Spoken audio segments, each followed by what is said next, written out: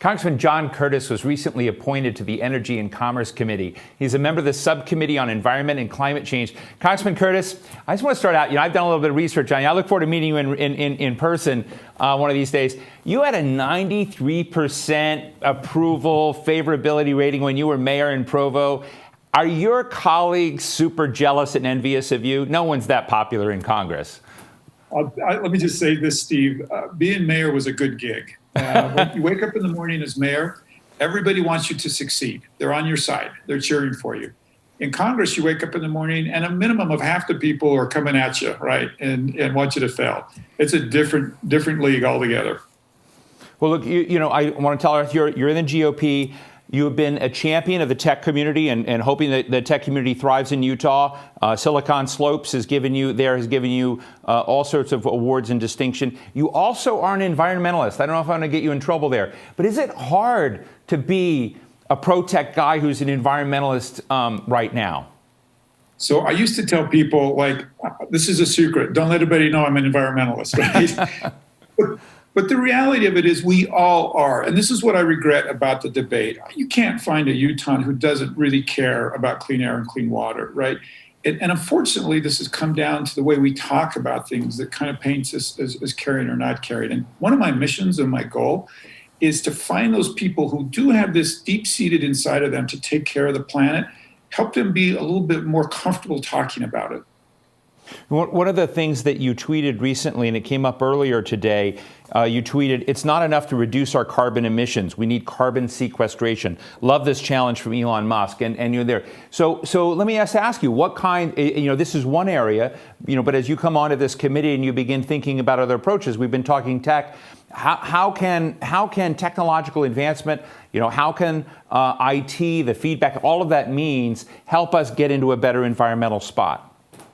I think it's really important to think about it from this perspective. Carbon is not necessarily bad. Carbon in the air is the enemy, right? And so too frequently we villainize carbon. And I've got a county, it's called Carbon County. You can imagine how they feel when we villainize carbon. I think if we change that dialogue a little bit to let's talk about carbon in the air, how do we minimize that from going into the air? And once it's into the air, how do we get it out of the air? That's where U.S. innovation, I think, can lead out and make great strides.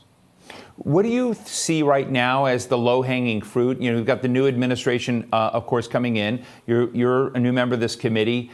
And I have to tell you, I've interviewed quite a number of congressmen in the last few days, Republicans and Democrats. There seems to be interest in just getting stuff done and working across the aisle. Are you optimistic that tone that at least I'm feeling right now is real and that you can do things across the aisle in this space? I'm at heart an optimistic guy, so I join my colleagues who have told you that.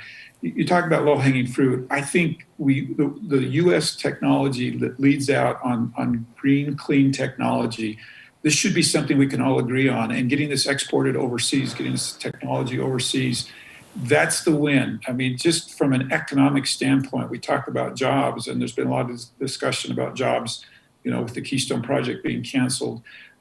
There's a great opportunity for the United States here, and we should be able to come together on a bipartisan basis on this. I've been into Provo once, but I've been to Salt Lake City quite a bit. And in there, you've got some of the most modern buildings in the world. They're fascinating. They are embedded with all sorts of sensors and tech. I mean, it gets really, really hot there. So how you manage energy and cooling and buildings.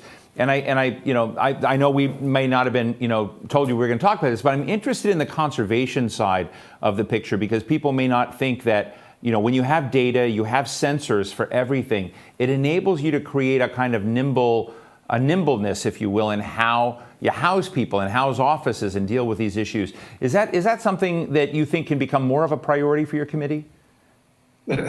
I can't get past, you stopped me on, I've never been to Provo. No, I said I've been to Provo once. No, I've been to Provo once. Yeah, totally. I love Provo. Good, thank you. All right, I feel much better. As the former mayor of Provo, I just had to get that out. Now, to answer your question, too, let me bring this up. We live in a desert here in Utah. If we can't figure out how to conserve water, we won't thrive and we won't survive. You're absolutely right. And it's a huge mistake not to use technology in this effort. we have so much more ability to, I mean, I think back to even when I was growing up, we didn't think about watering the lawn during the daytime. We've come a long ways from that. And using technology, we can really round this corner and conserve on a remarkable basis. You know, another dimension I've been talking about the last few days, but I think it's very relevant, is looking at the international dimensions of technology and IT and the competition in renewables. If you look at what China has done in solar power, for instance, and various other dimensions, batteries, that there is this seems to be the terrain that we're going into of global competition. It's also global opportunity. So I guess some of what we're talking about is a trade issue. It's also a national security issue. Do you have that sensibility? Do we need to kind of upgrade our discussion about how we achieve targets and partnerships with the IT sector here because it's a competitiveness issue as much as it is an environmental issue? You hit on a really important point. Listen, if my Republican colleagues can't get excited about climate, this one point should get them excited. And that is we are on the cusp of either becoming the world leader in this technology or letting somebody else do it.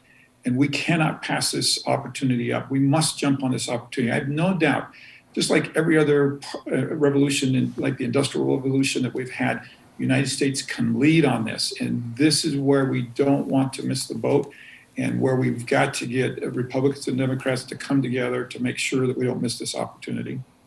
Congressman, in a recent conversation that my folks were reading and telling about, they talked about your memories of Kings Peak, Utah. So tell me what the sizzle is in Kings Peak, Utah. So I recently gave a talk. I went to kind of the most conservative think tank in Utah, and I talked about climate. And it was very intentional because I wanted to challenge Republicans to do better. By the way, I equally offended both Republicans and Democrats in this speech. But I started the talk by talking about, as a young man, I was 12 years old. My scoutmaster took me up to Kings Peak. It's the tallest mountain in Utah. And from that peak, I looked out and I saw vistas and vistas of wildlife and trees and the beauty of nature. And I had deeply embedded in my heart by that scoutmaster the beauty of nature and the need to take care of that. And I think if we started the environmental conversation with conversations like this, we would capture every individual in the United States and make them an environmentalist, right? Like we talked about at the first of this interview. And for me, that was a life-changing event as a 13-year-old to see that view and feel that stewardship on my shoulders now as a member of Congress to preserve that, to make sure that, by the way, I took my own sons back to that exact same spot, and I want to take my grandsons back to that same spot, and hopefully my great-grandsons. And if we can't connect on that level about the importance of the environment, we never will, right? And that's why I think that story is so important. You know, Congressman, yesterday I talked to Representative Blaine Lukemeyer about some other stuff, but energy and conservation came up, and he said, look, you know, I want to work across the aisle, I want to do things, but the Biden administration's quick move just to come in and do executive orders, you know, misses the fact that there are a lot of jobs connected to the Keystone Pipeline. There are a lot of, you know, issues out there of, you know, incumbent damage, you know, damage to incumbent workers and others. Do you agree with him, and would you have words of caution for the Biden administration as it moves into this arena? Yeah, let me just say this. As a Republican that wants to jump in and make a difference and wants to make changes, my words are, don't leave us out of this. Your executive orders are leaving us out of this. The problems with these executive orders is they could be in 4 years, 8 years, they could all be undone. And if we do it as Congress, we do it on a bipartisan basis and we build goodwill and we move forward together.